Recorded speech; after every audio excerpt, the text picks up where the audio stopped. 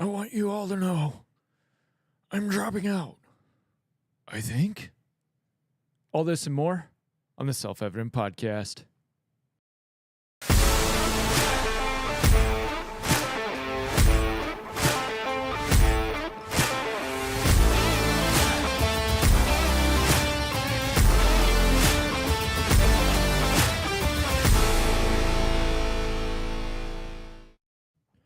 Welcome to the Self-Evident Podcast. You got Mike. Unfortunately, there is no Massey. He is actually on his way to do a little more speaking, and then he'll be back this week.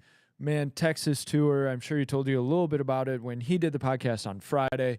Texas tour, man, we love you guys. It's great to go out and see all y'all. Hit some new spots this time. It was great. So if you are brand new to us, you met us in Texas, you decide you give a listen, welcome. And guys, be sure to welcome everybody into the family. Post it up now. Say welcome, love you guys, blah, blah, blah. Let us know where you're from. Do not forget, dude, we got merch. We got all kinds of merch. I'm looking for a good merch thing that I can put up. Here we go. One of the greatest ones, one of the classics. We got t-shirts like this. We do have the new shirt, the long sleeve. This one is selling like hotcakes, so be sure to get it if you want one. You can go to theselfevidenttruth.com. If you're listening on the podcast, you're going, well, what is he talking about? We have no king but King Jesus. We have no king but Jesus. These ones are awesome, and these ones really make a wave. So it's good to be back. We apologize. We were not on the podcast for a Friday and a Monday because things were busy, hectic, and heavy for us during the tour. And sometimes, guys, just inside baseball, it gets difficult, especially because you don't have the studio with you. So we try to do it on a tablet, but then we also have our schedules that it gets difficult. And so please forgive us. But we're back, and season is winding down for us, so we'll be in the studio more. We got some cool things that we're planning for the end of the year in terms of the podcast and some changes we're going to make that will benefit you. So keep an eye out for that. But overall, a lot has happened, and we always tell you we like to give a couple of days to let things kind of manifest and fit. This one, I am going to be talking about Biden stepping down. I think this is an unprecedented, in a way, election cycle. Now, there's nothing new under the sun. We preach this ad nauseum. There's always hope. There's really nothing new under the sun. But in modern politics, grab your popcorn, guys. This is insane. Now, obviously, there was all the stuff that went on with Trump and the attempt on his life. And man, if you want a conversation, you buy me a burger and let's talk, because I've got hours of thoughts on that. Now, I'm not going to cover it much because I think it got covered a lot. Massey talked about it. And I've got my own views on the whole thing. And maybe if I get into it later in the podcast, I'll let you in on. But I think this is really important as well, because when we watch the government, we watch politics, what we tend to think is they've got it all planned out. Their plan is going according to plan. Everybody would talk about Trump is playing 3D chess or 4D chess. And I would get people upset with me because I was saying, no, he's just flying by the seat of his pants. And I think for the most part, he still does. I think he's a little more calculated in what he does now. But I think sometimes people think the people at the top who are evil are also super calculated. They have everything figured out. They're always in planning process, and everything that happens goes according to plan. This reeks of a mess, which is actually good, because what it shows is, look, a lot of these people are just incompetent, or they're greedy, selfish, and they're so focused on themselves that the plan is not always working. Now, we're going to get into what's going on. Well, Biden has officially announced that he's stepping down through a letter that has his signature on it. I have seen where this does not necessarily need the person to actually go. I'll get into that in a sec. But notice this post on X. Just this morning, and this is by David Sachs, just this morning, Biden's campaign chair said he wasn't leaving the race. Then Biden suddenly posts a resignation letter with no address to the country, reeks of a coup. And I agree with this. There is just something off about this whole thing because Biden the whole time has been saying, I'm in it, I'm going to win. They were coming out with ads, we're going to win this. They were doing screenshots, and his team was doing X posts. And then all of a sudden, this letter comes out. Now, Elon Musk has actually claimed that people he knows told him the day and time that Biden would step down, which could still be consistent even without Biden knowing. And this, I can't help but see Kamala signing that letter, typing it out, signing it, putting it out there. There was a massive growth of people who were saying Biden stepped down. And you saw this kind of divide between Biden and his family. And let's be frank. How much does Joe actually know, President Biden? Still want to be respectful to the title. How much does President Biden actually know is going on? Most of us would guess very little. And it might be in moments of coherence that no, I'm still president. And his wife and his son are sitting there going, yeah, you're still president. We're staying president. We're going to run. And then there's other factions that are very much get out. Even Pelosi, Schumer, a whole swath of the media, everybody's kind of calling like, step down, step down, step down. As an aside, a lot of people are pointing out, look, if you don't even have the health or coherence, which, mind you, up until today, everybody was saying, no, he's super healthy as a horse, sharp as a tack, he's going. And then all of a sudden, well, due to declining health, and which, you want to know who said declining health? His brother, Frank, who in an interview was talking about, we just want those last moments with him. So everybody's saying he's sharp as a tack. Then all of a sudden, declining health. And of course, you notice how they played this out, right? Oh, he's got COVID, and we'll see what happens. It was kind of that edge way of like, let's give you an excuse. So his campaign chair, his White House aides, and his people don't even know that he's about to announce. And so I'm really wondering, was it him that formed and signed that letter? Again, I could imagine Kamala, sitting at the desk in the Oval Office. Tick, tick, tick, tick, tick, tick. Yeah, he's out. Now, it's been reported others such as the Clintons, Progressive Caucus, and even Alexander Soros are backing Kamala. Now, this is why I think you need to take a step back and go, wow, they are not very competent. Because not only did his staff not really know he was going to do this, and now, of course, Kamala's being floated, and we've got to get into the specifics of this because you may not realize Kamala is not the person. She's posturing herself into that position. And there are other people coming behind her to posture her as that position, but they have a convention they have to go to select the candidate. And we'll get into that. So you have everybody, you have plenty of people getting in on this side for Kamala. But then there's some voices that aren't coming out for Kamala. And that's really interesting. And this is like somebody else posted on X, and I totally agree. This is like some House of Cards stuff going on right now. The convention is up for grabs, and they're trying to figure out, okay, what do we do with the convention? Because don't forget, Biden won the primary. Millions of people voted for him.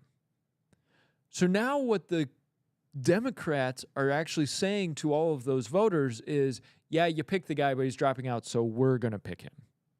We're going to pick who's going to replace him. or her, right?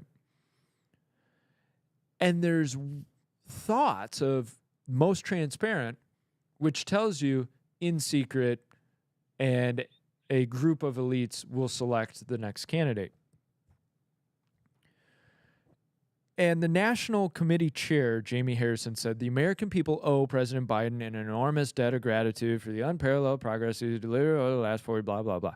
We will honor that legacy in the decision that he has made today through a firm commitment to nominating and electing a Democratic president this November who will carry that torch into the next 4 years. Said in a statement, adding that the process will follow established rules for the party, that the delegates are prepared to take seriously their responsibility in swiftly delivering a candidate to the American people. The problem is, what are those established rules? Because you guys have been arguing about that. Nobody seems to know, okay, how do you follow this process? Which leaves room open for somebody like Obama. Now,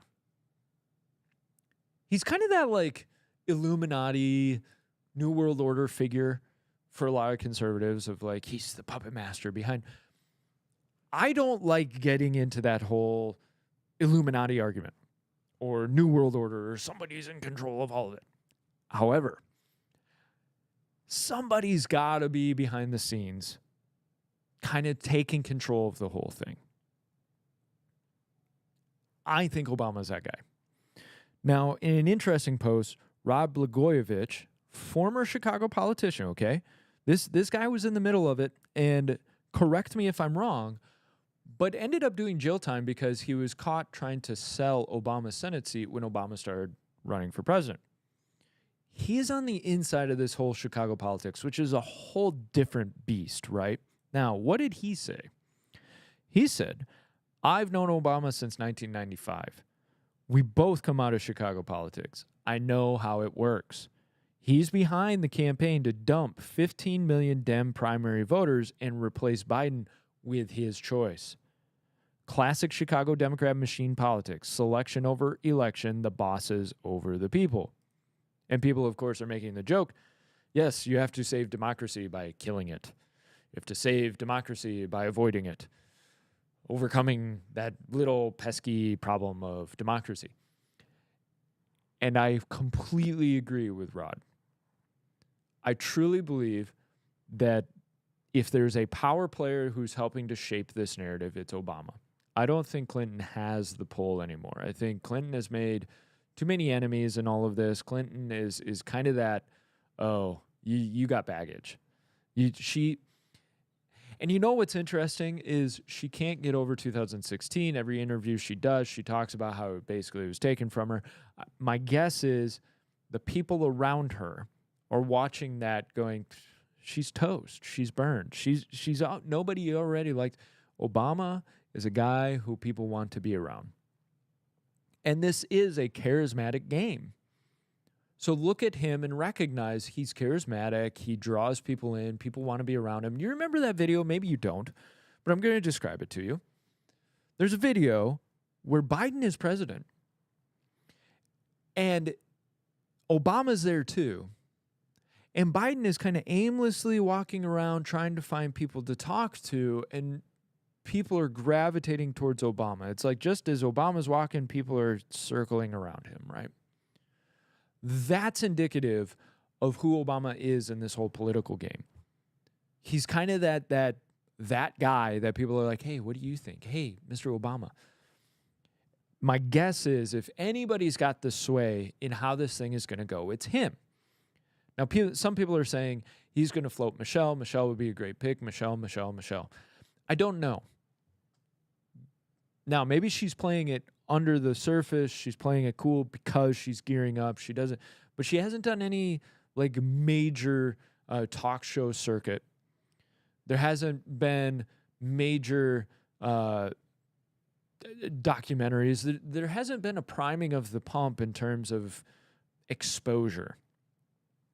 And I was talking to Massey last night about this, and I really believe, now some people are thinking they're going to make a go of it. I really don't think they're going to. Now, it depends. Are they buying their own brand that Trump is absolute Hitler and is going to destroy and is going to throw all of them in jail, blah, blah, blah? stuff comes out, he's going to go after them. If that's the case and it's desperation mode, then yeah, they're going to go all in on somebody that they think can actually win, which plenty of us would agree, hey, that would probably be Michelle. So much more than Kamala. And of course, you're going to get those polls that say, oh, Kamala's beating Trump. And that's a crap poll. If you look at the real polls, he beats all of them head to head. And you'll get these, and I do notice that the media is spinning up Kamala. They're spinning her up of how great she is. So I think the media is sold on, hey, Kamala's our person. Don't be surprised if you see some tension going on in the next couple of weeks until the convention. And I think there is a major rift and an inside coup game going on in all of this of we've got to get Joe out, but who do we put in? Well, so-and-so likes this person, so-and-so likes that person, and there's kind of a head-to-head going on. And it's funny that if they were all on the same pathway, if this was a coherent, complete mission, and they had all the steps planned out, you would not see Soros, the Clintons, Progressive Caucus coming out for Kamala right away. If it was Kamala, you would see Obama. She's our person. We're going into the convention. Joe has hand selected her, and while we're going to allow the votes, or we're going to do this system, I really believe Kamala's the person. Nobody has faith in her, except these ones that are sliding up next to her, thinking, she can be a puppet. So this whole event, to me, reeks of desperation, fear, and confusion. And that should be hope for you guys.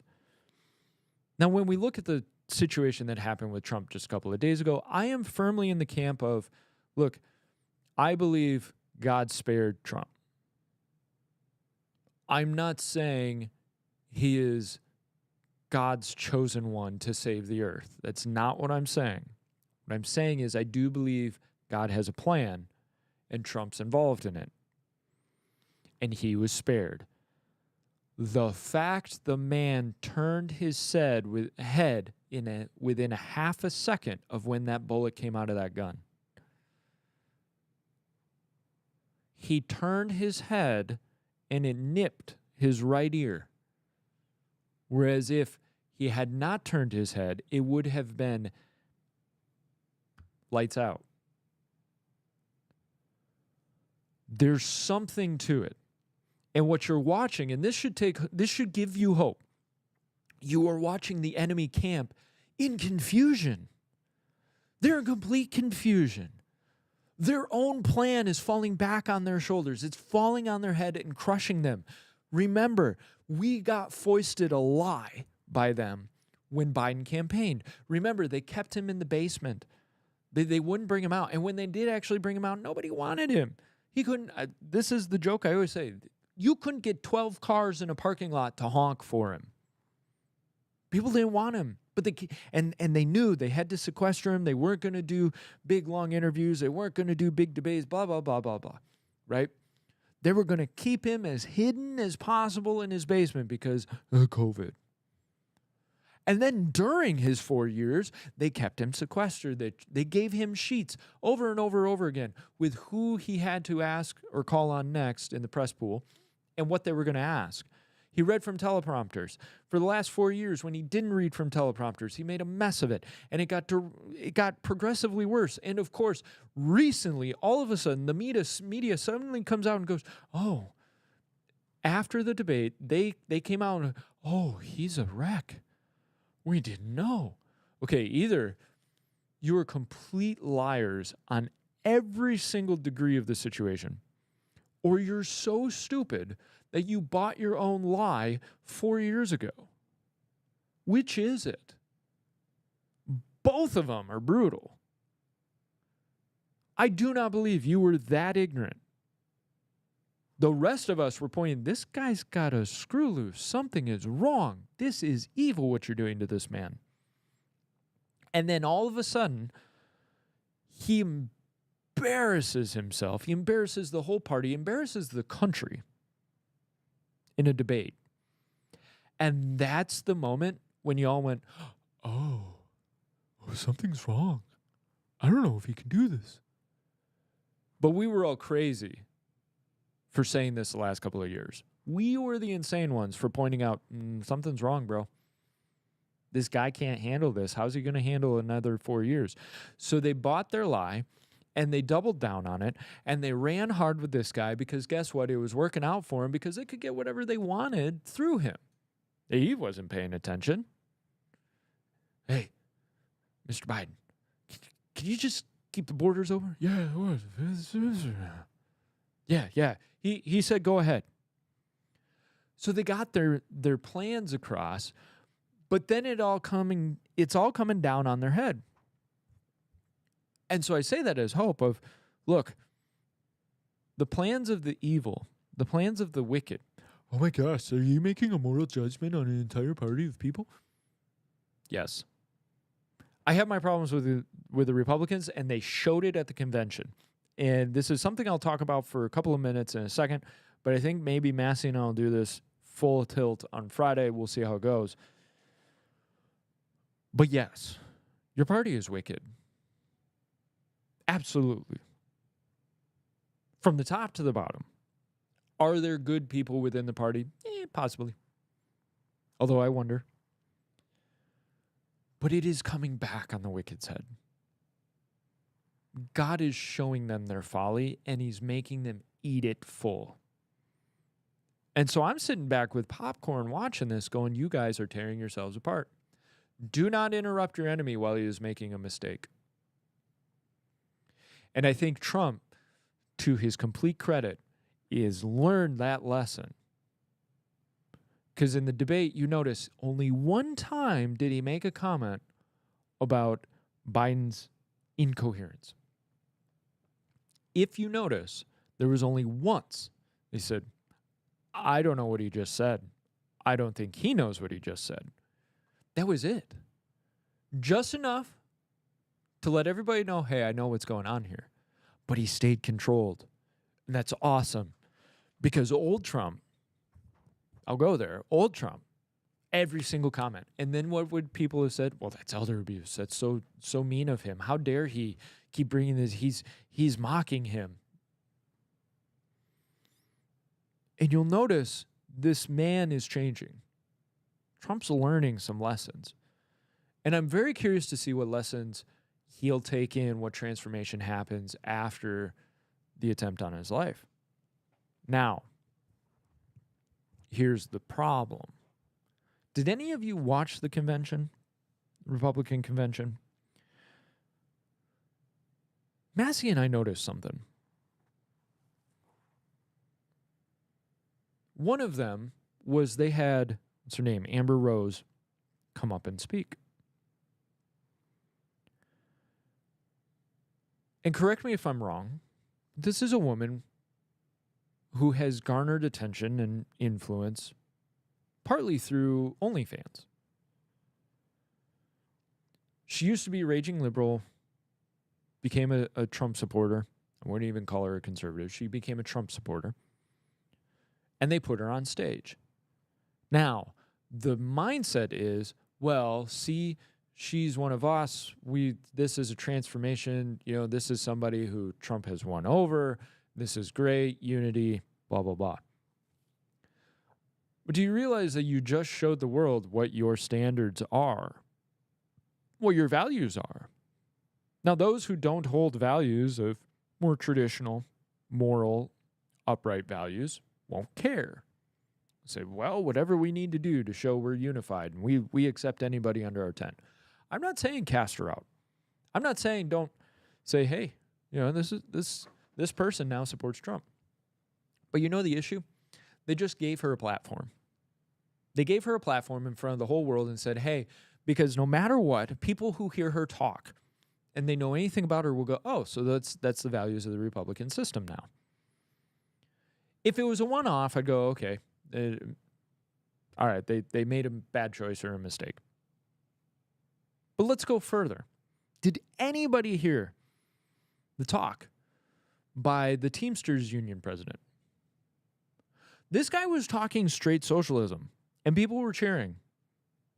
And mind you, this is the same guy who said that people unifying against big, bad, evil corporations is good, which, boy, that sounds progressive, doesn't it? But then he goes further and says one of the big problems are the Chamber of Commerce and these organizations that bring together the heads of business. Those are the evil people. So they can't unify, but you can. It's positions of power. He's talking through lens of power. And his whole thing was talking about how they need to take down big business and they need to come at the conglomerates and blah, blah. Corporations are evil.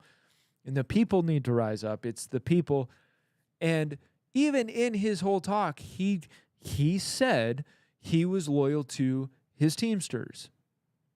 But he loves America. I'm not even against private unions. You want to unify? Cool. My issue is when government gets involved in the negotiations or laws are written to benefit the unions over the companies, blah, blah, blah. I do have a problem with public unions. And go ahead, come at me, whatever. I've got an issue with that because it's conflict of interest, but that's a whole nother conversation. So that's strike two. We've got this Teamsters Union president who comes out and is lambasting business.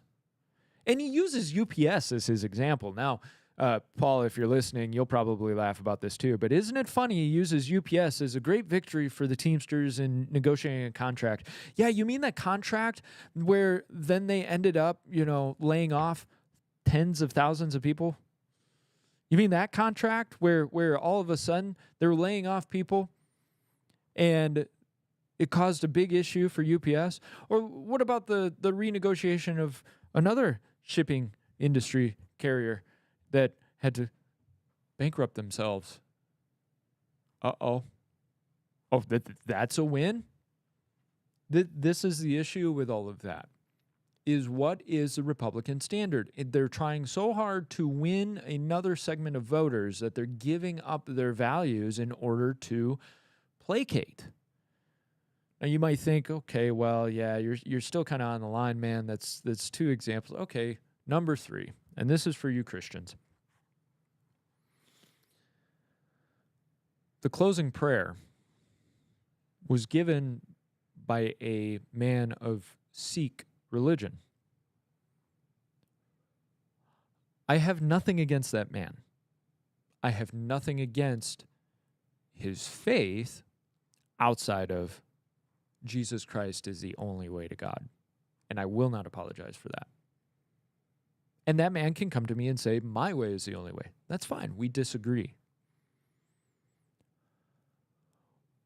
But a platform, a party that has courted and supposedly held the traditions of the evangelical, the Christian voice, with a man at the helm that you all say is saved and he's God's chosen one, he's Cyrus, blah, blah, blah.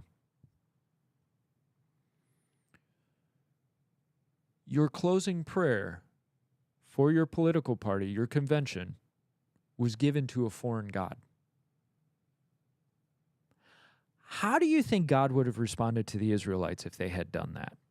They put a king in place, they're happy, they're celebrating the ceremony, and they close the ceremony with a prayer to a foreign god. Oof. And this is the issue. And let's look at the platform they came out with. People are upset because they watered down the language in terms of abortion. And as opposed to federal ban in some way, shape, or form, it's now states' rights issue, which was Trump's line. And of course, the party is basically being run by Trump's people. I'm torn on that. But they changed the language.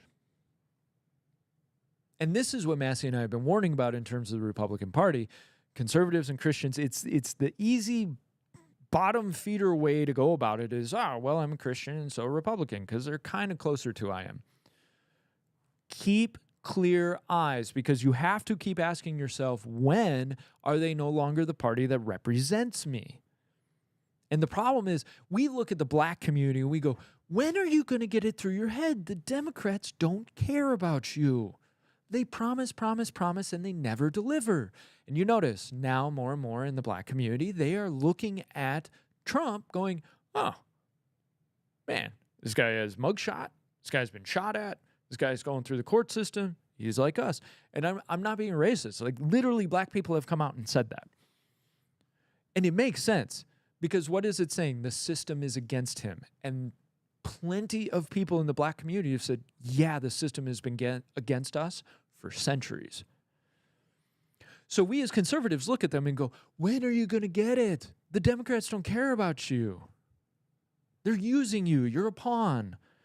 And I can't help but look at the Christian conservative and say, are the Republicans using you as a pawn?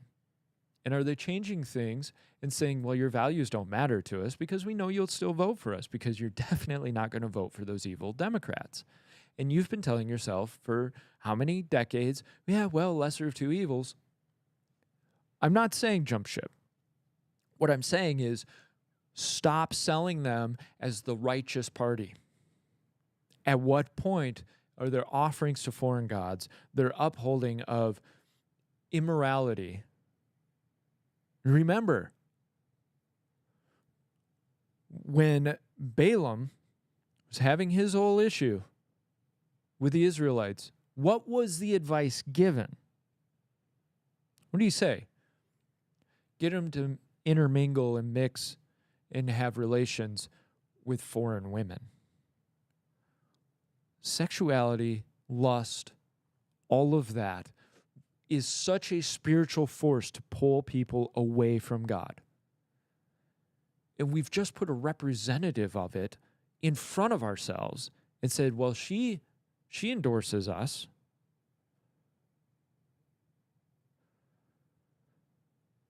There's something wrong with this whole system. So while I'm eating popcorn watching the Democrats going, thank you, Lord, that the wicked are finally having it come back on their head, I'm praying, Lord, save us from our own wickedness. And I think I'm going to leave it at that. It's not a doom and gloom. I'm not giving you a black pill. I'm giving you a, let's keep our eyes open, guys. And I'm going to watch Trump very closely for the next couple of months. There's actually been some prophecies that the first half, guy, a couple of months before the attempt on Trump's life, nailed it. Flat out nailed it. Said bullet, right ear. Now, he did say burst his eardrum. I don't know if that's the case or not. Nobody said. But also said that he would be radically transformed for Christ through that event. I'm watching. Now, people will say they're talking to a different Trump since after that event. And Trump himself has talked in a different light. Kind of a, oh, I'm mortal. I could end. I should have ended. So I'm watching with bated breath of, hey, where does this lead? So I have hope. But, guys, do not take your foot off the gas in terms of prayer for our political system, our structure, because this is not going to get better. This is going to get worse. The more the Democrats weep and gnash teeth of their own system falling on their heads, the more likely they are to tear the whole thing apart. People are in positions and levers of power, and you watch the CrowdStrike collapse. It took out banks, airports, restaurants, hospitals. It devastated the system for a weekend. How easy it was to completely collapse the system. And if they know they're not going to make it, if they're not going to win, what happens? I don't speak from fear. I don't speak from prophecy. I speak from human behavior, history. We're in that collapse moment in terms of our civilization, our culture. And that collapse moment is very dangerous because people get scared and people get desperate. And especially those at the levers of power, the more they realize their power is slipping through their hands or the plan is not going according to plan, the more likely they are to double down because they don't mind if millions of people die as long as they don't. look at the greatest genocides in the world, and there's a ramping up that happens of loss of human life in order to preserve the power of the few. And that is satanic in its own right. Satan will sacrifice anybody and everybody for his plan. But you have the Lord. And you can have hope in the Lord. And the Lord can insulate you from a lot of the damage and problems and issues that happen around us. I'm not saying he always will, but I'm saying he can. And it's up to you to rely on him and get close to him. It's up to you to seek him out. And I encourage you to do so. So what's my take on all of this? I think the Democrats are eating themselves apart. Watch it with popcorn. Don't interrupt them. Republicans, get out of their way. Let them have their mess. Just keep pointing back to the mess. Keep focusing on the mess, talking about the mess. On your own side, though, you better figure this out. What's your stance? What's your value system? Are you going to sacrifice it in order to get a couple more votes that you think will be there for you? Or are you going to stay true to the Lord, stand on conviction, and say, no, I don't agree with that? They may have said it at the convention, but I don't agree with it. Are you going to let your voices be heard that we will not let a party that supposedly wants us to dictate to us what morality is? And so, guys, by all means, go to theselfevidenttruth.com. Get yourself some merch. Check out the blog. Check us out for new events coming on. And by all means, keep track with us and share with a friend. If you enjoyed this podcast, you think it's valuable, by all means, share with somebody. If it's good enough for you, it's good enough for them, right? And if they don't like it, by all means, let them tell us. We've had people tell us how much they don't like us, and that's fine. Good for you. Find somebody else. But I hope you got something out of this, guys. I love you so much. I hope you all have a great week. We will see you on Friday.